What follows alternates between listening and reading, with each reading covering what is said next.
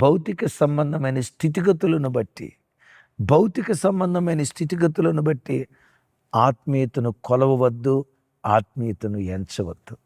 ఒకటే చెప్తా, ఏ స్థితిలో ఉన్నా సంతృప్తిగా బ్రతుకుతూ ఉన్న స్థితిలో దేవునికి నమ్మకంగా సాక్షులుగా బ్రతుకుదాం.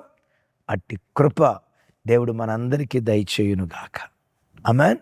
చిన్న ప్రార్థన చేస్తాను. తండ్రి, మీకు స్తోత్రం.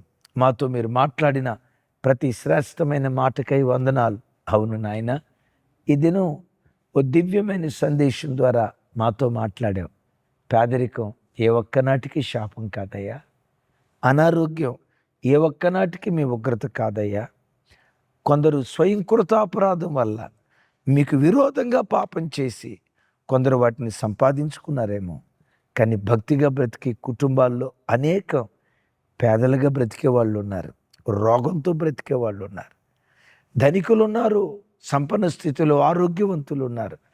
మమ్మల్ని ఏ స్థితిలో ఉంచావు అనేది ముఖ్యం కాదు, కానీ మీరు మమ్మల్ని ఉంచిన స్థితిలో మేము తృప్తిగా బ్రతుకుతున్నామా లేదా, నీకు నమ్మకమైన సాక్షులుగా జీవిస్తున్నామా లేదా, అదే ప్రాముఖ్యం కదయ్యా.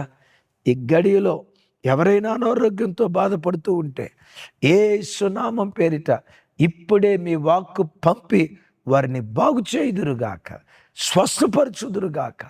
ఒకవేళ అనారోగ్యంతో ఉంటూ ఉంటే దాన్ని భరించడానికి కావలసిన శక్తి దయచేయి. సంపన్న స్థితిలో, పేద స్థితిలో, ఏ స్థితిలో ఉన్నా నీకు నమ్మకంగా బ్రతికే భాగ్యం మాకు దయచేయ్యా.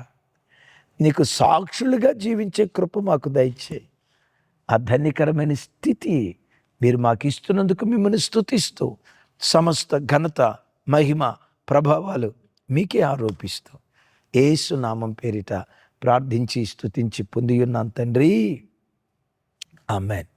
తండ్రి అయిన దేవుని ప్రేమ, కుమారుడైన యేసుక్రీస్తు వారి దివ్యకృప, పరిశుద్ధాత్మ దేవుని సహవాసం మనకు సకల పరిశుద్ధులకు సదా తోడయుండి నడిపించునుగాక.